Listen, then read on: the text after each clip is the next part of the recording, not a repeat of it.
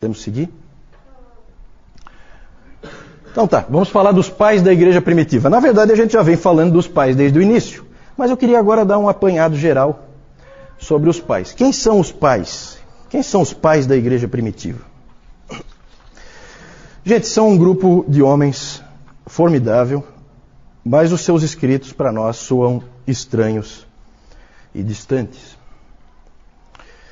Existe uma coleção, uma das coleções de escritos dos pais, ela tem 400 volumes e mais de 100 mil páginas. O Dr. David Calhoun fala que o professor dele, quando ele estudou no Princeton Seminary, o professor dele disse que era para eles irem para a biblioteca e ficarem parados na frente da coleção, que tem uma lá, com os 400 volumes, e aí ali eles se humilharem diante daquilo que estava ali na frente deles.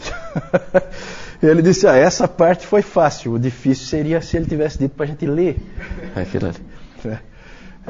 Mas é interessante, é muito escrito, gente, muito.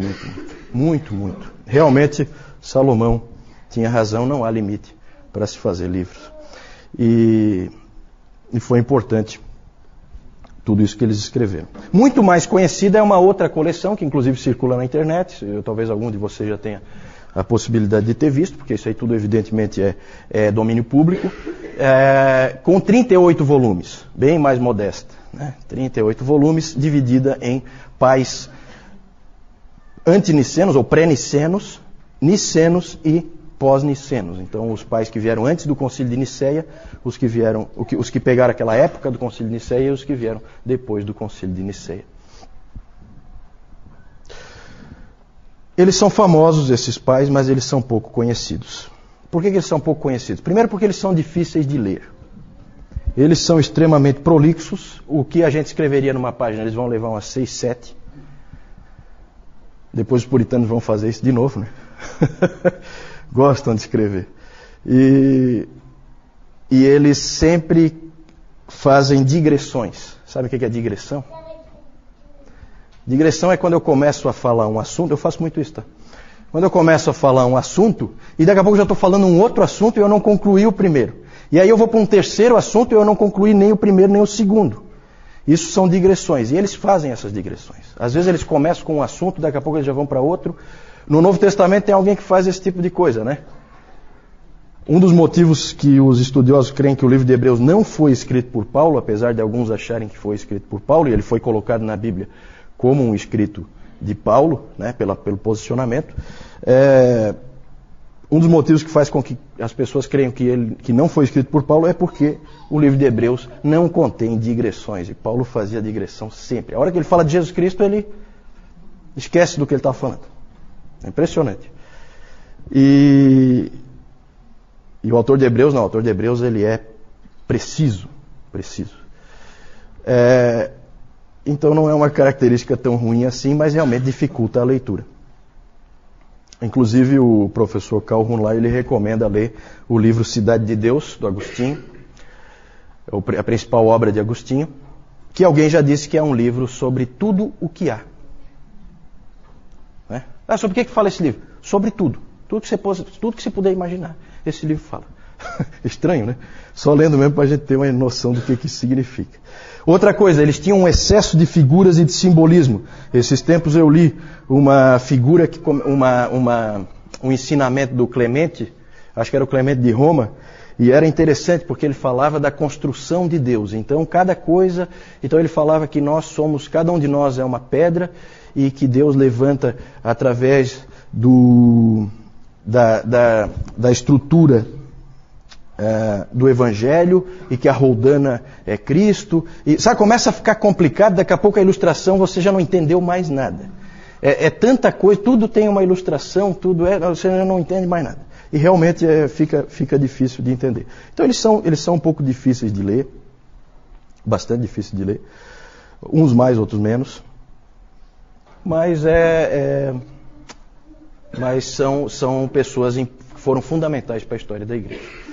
Quem são eles então? Eles são os líderes da igreja depois dos apóstolos. Podemos dizer que talvez o primeiro seja Clemente de Roma, que escreveu no ano 96, ainda no primeiro século ele escreveu a carta aos Coríntios, primeira de Clemente aos Coríntios.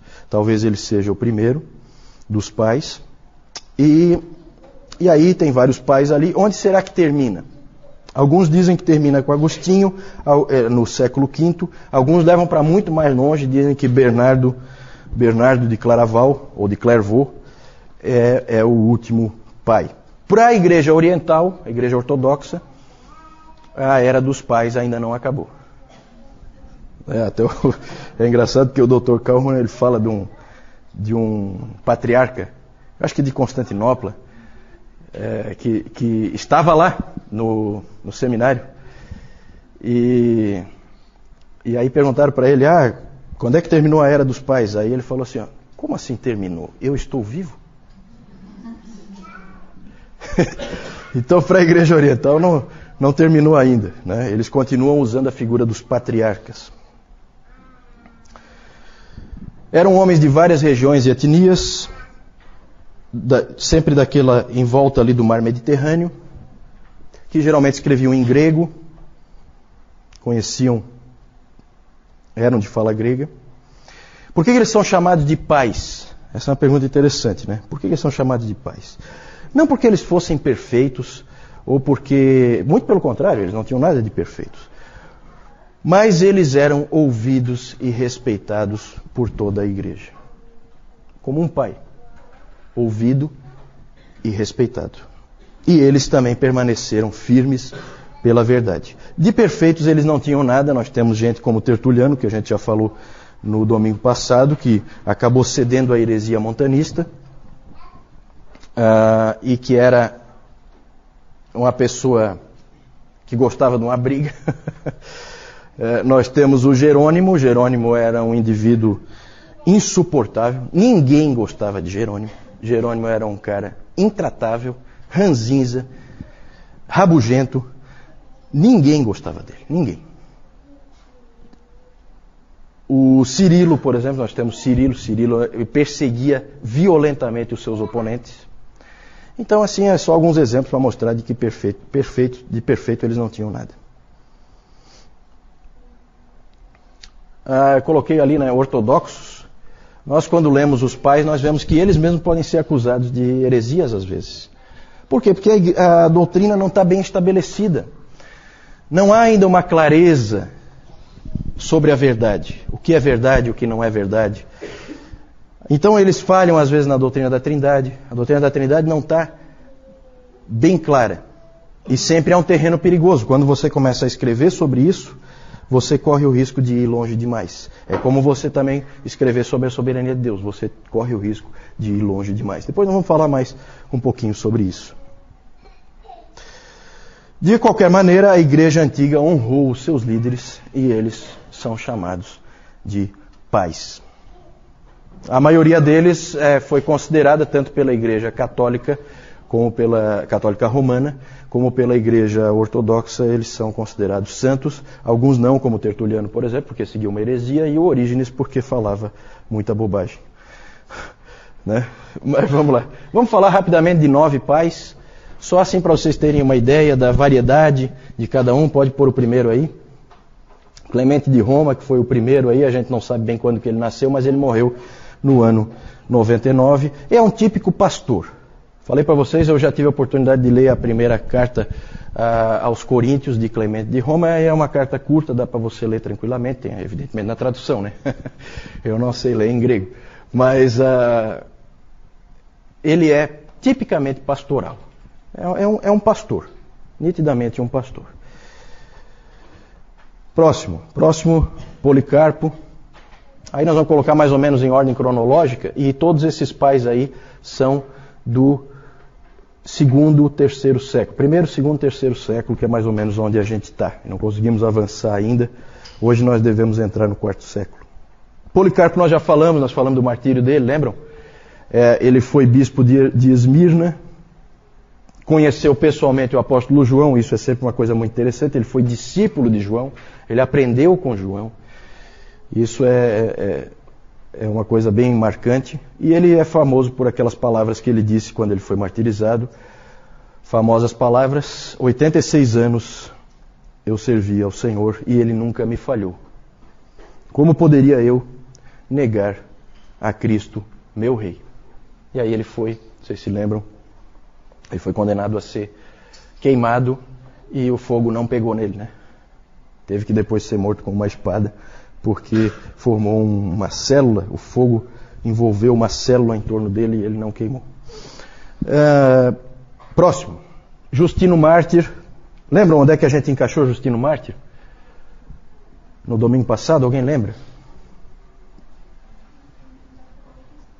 Nos apologistas, isso mesmo, Débora. Nos apologistas. Justino Mártir foi o principal apologista, é considerado principal apologista pelo fato de ter defendido a fé tanto contra os judeus como contra os pagãos. Ele, como o próprio nome já diz, Justino Mártir, dá para ter uma ideia de como é que ele morreu. Ele foi martirizado, senão o nome dele não seria esse, né? Ele tinha uma escola em Roma. Onde vinha muita gente aprender com ele, né? Lembrem-se que Paulo, lá em Atos, já aparece essa ideia das pessoas virem na casa do mestre e aprenderem com ele. O Justino Mártir tinha uma coisa parecida. As pessoas vinham e aprendiam com ele. Um dos alunos do Justino Mártir é esse seguinte aí, pode passar, Tassiano. Tassiano veio de longe, veio lá da Assíria. Ele veio para estudar em Roma com o Justino Mártir. Ele era um cristão bastante radical.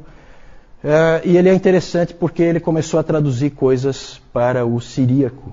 Ele escrevia em siríaco. Então começam a aparecer as primeiras traduções da palavra, né? Ele começa a traduzir para o siríaco porque ele foi para Roma, aprendeu com o Justino Mártir, depois voltou lá para a Síria. A Síria é um país que fica ali vizinho de Israel, né? Então logo assim a leste de Israel fica a Síria. Ele escreveu o Diatessaron. Diatessaron é a primeira harmonia dos evangelhos. Você sabe o que é uma harmonia dos evangelhos? Nunca ouviram falar? Hoje, se você quiser, você pode comprar uma harmonia dos evangelhos. O que é a harmonia dos evangelhos? É uma tentativa de fazer uma única história juntando os 4 evangelhos. Colocar cronologicamente os acontecimentos para que feche numa história só. Isso é a harmonia dos evangelhos. Algumas bíblias aí tem, né? Uma harmonia dos evangelhos, mostrando onde tem os textos paralelos, o que é que vem antes e o que é que vem depois. Então ele escreveu o primeiro, que foi o Diatessaron. Próximo, Irineu. Esse Irineu nós já vimos bastante. Irineu, ele é interessante porque ele aprendeu muito com Policarpo, porque ele também é de Esmirna, lá na Ásia Menor, e Policarpo era o pregador e ele ia ouvir sempre o Policarpo, aprendia com o Policarpo, e o mais interessante ainda é que ele se tornou um missionário. Um missionário. Ele é lá da Ásia Menor e ele foi, sabe para onde? Quem é que sabe? Lembra do nome dele? Irineu de Lyon. Onde é que fica Lyon? França. Então ele foi para Gália, porque naquele tempo não existia França. França é um país. Naquele tempo não existiam países, existiam regiões, existiam pequenos reinos, áreas de influência. E ele foi então para Gália como missionário.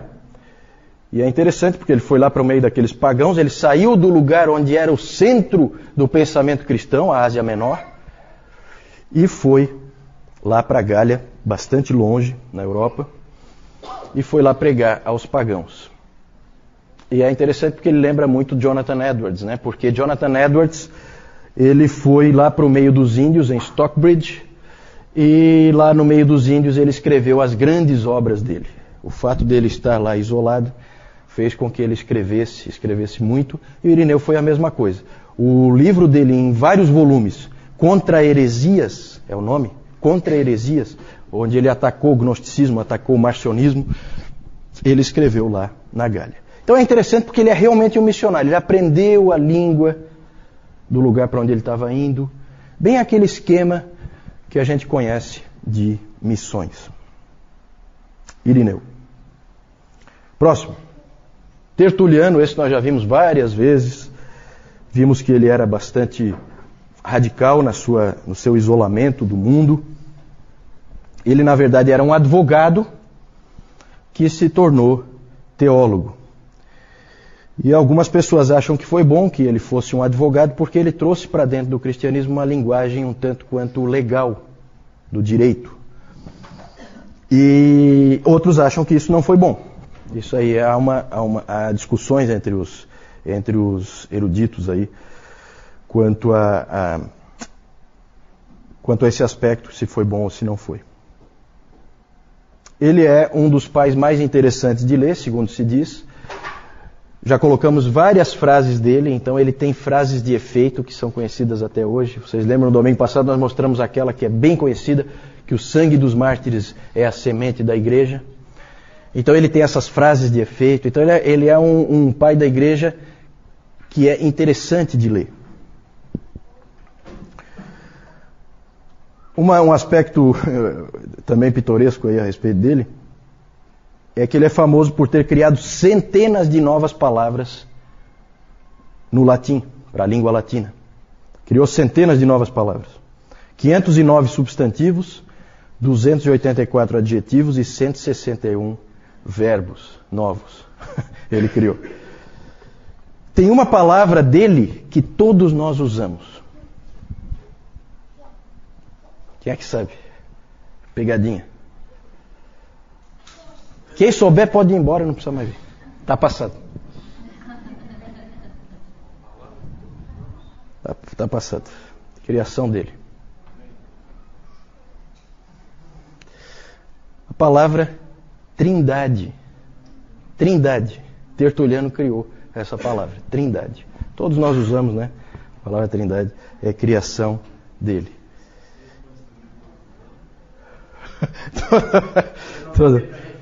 Todo mundo. Não, é rápido, é jogo rápido. Não. Vou dar o dia inteiro para tu ir pesquisar na internet.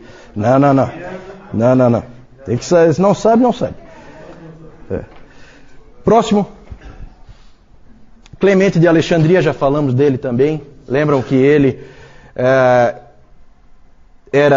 era vinculado a uma escola lá em Alexandria, famosa escola cristã, um tipo de um seminário. Ele foi aluno do Pantenos. Alguém lembra do Pantenos? Quem foi o Pantenos? Foi um professor dessa escola de Alexandria, que ele foi para onde? Falei no domingo passado. Difícil de lembrar esses detalhes, né? Foi para a Índia, exatamente. Foi lá consolidar o trabalho do apóstolo Tomé. Foi missionário também. Então, e o Clemente tinha sido aluno dele. E o Clemente, todo esse pessoal de Alexandria gostava muito do conhecimento, inclusive do conhecimento pagão, dos filósofos, né? Aristóteles, Platão,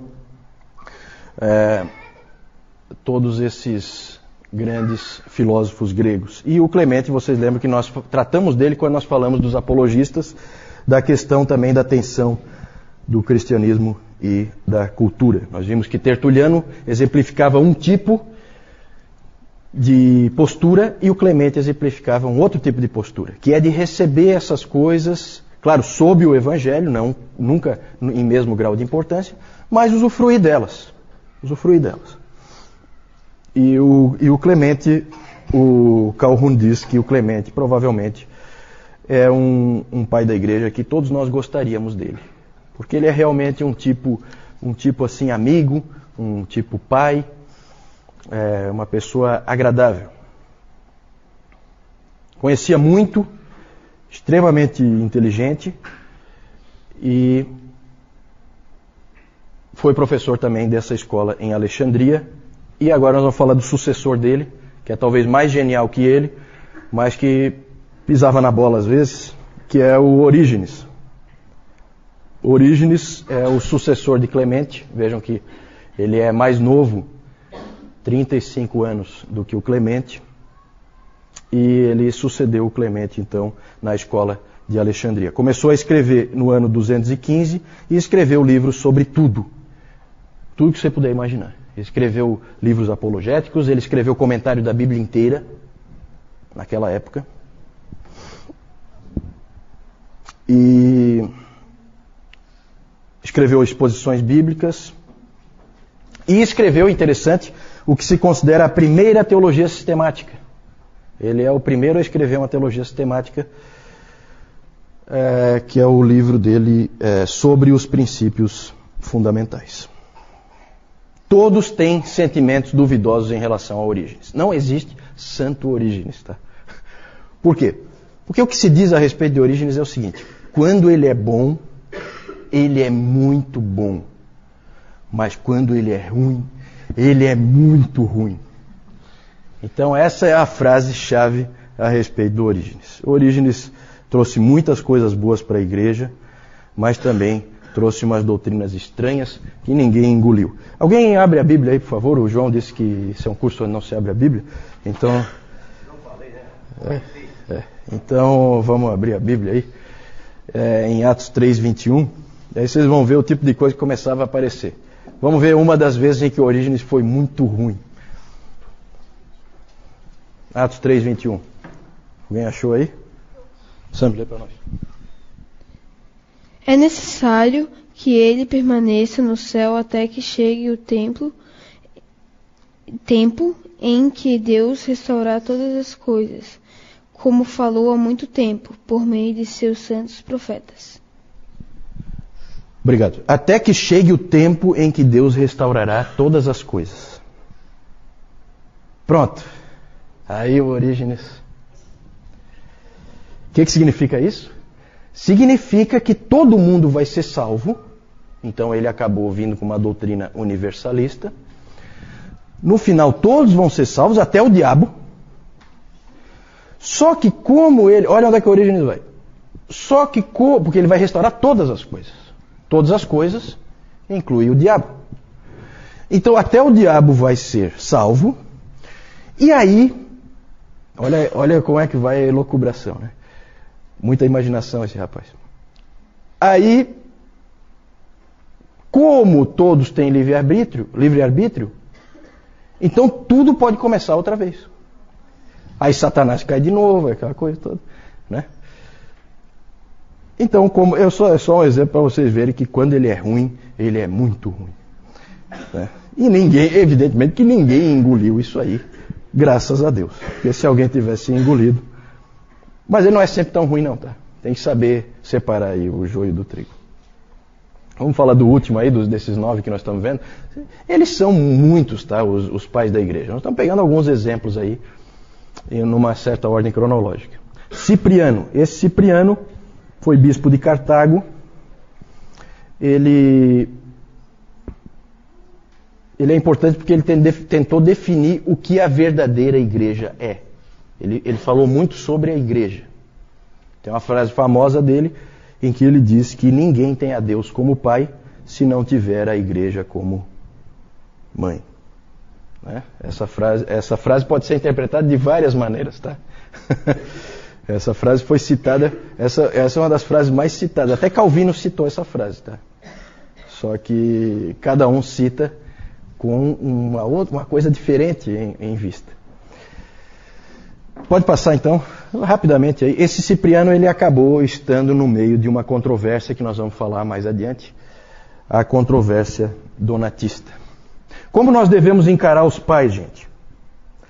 A Igreja Católica, pode passar aí, a Igreja Católica Romana, e eu já falei no domingo passado que eu não vou usar essa abreviação Igreja Católica, porque a Igreja Católica significa Igreja Universal, e nós vimos que a Igreja Universal é a Igreja invisível. Então eu sempre vou falar não do catolicismo, mas do romanismo. O catolicismo romano e a ortodoxia oriental veneram os pais. Tem eles como santos, certo? Essa é uma posição errada. De santo eles não têm nada. Já deu para perceber. É só olhar para a história deles e você vai ver que eles não têm nada de especial. Eles são cristãos. Isso eles são. São santos nesse sentido, mas santos no sentido que essas igrejas creem que algum santo deve ser, com certeza não são. E os protestantes têm uma tendência de ignorá-los. Eles acham que esses pais são da Igreja Católica. Né? Gente, isso aí é uma igreja única, não existem várias igrejas. Aqui não existem várias igrejas, existe uma única igreja. Qualquer igreja cristã que exista, vem daí. Aqui é a origem comum. Depois vai ter bifurcações. Ainda não. Ainda não. Então, os protestantes têm uma tendência de ignorá-los. O meio reformado dá uma colherzinha de chá para Agostinho, eles gostam do Agostinho e tal, mas fica nisso, né? É só o Agostinho e olha lá. Quem não é do meio reformado, ignora praticamente todos eles, e essas igrejas mais modernas aí nem sabem que houve alguma história da igreja, né? Normalmente. Pode passar? Qual é a posição adequada? A posição adequada nossa deve ser a seguinte: nós devemos olhar para eles como seres humanos que estavam algumas vezes errados, mas que foram frequentemente guias fiéis e que sustentaram a igreja e que colocaram a igreja no caminho certo e que foram usados por Deus para isso. Ok? Pode passar? Vamos ver aí então as figuras de alguns deles. É claro que essas figuras sempre são da arte, não existe fotografia, não existe nada disso. Provavelmente eles eram bem diferentes do que aparece ali, mas é interessante para a gente ver, né?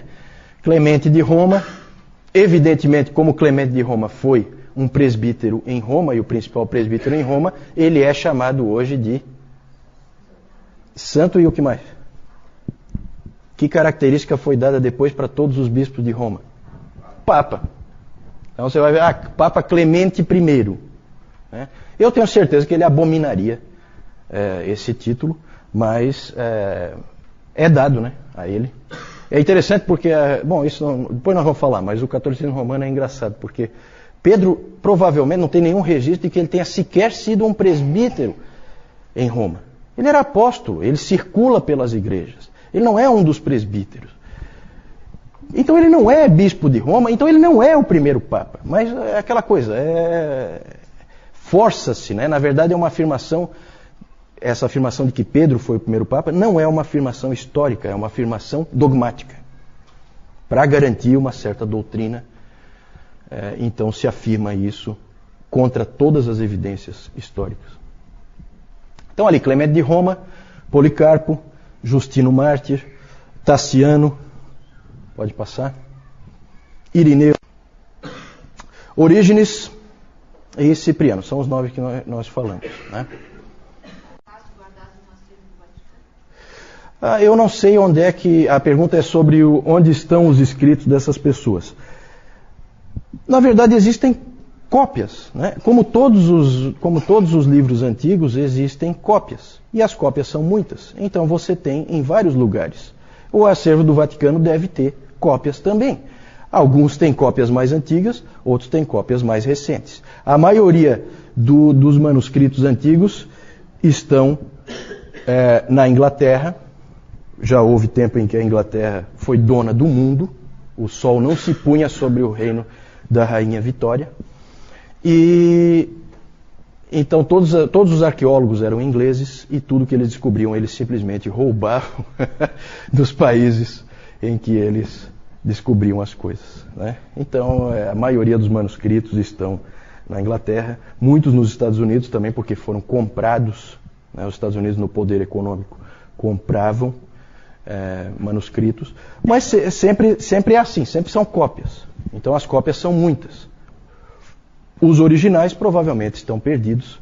Algumas dessas obras não sequer existe o original. Eu falei daquela obra do Celso, Verdadeira Razão. Essa obra foi reconstruída, 90% dela, só com as citações que o Orígenes faz daquela obra. A obra mesmo não existe. Não se encontra a obra. Então isso aí são tudo recursos históricos que se usam para reconstruir livros antigos. Uma das grandes perdas que nós falamos no domingo passado foi exatamente a queima da Biblioteca de Alexandria, porque certamente ela teria cópias de todos esses manuscritos.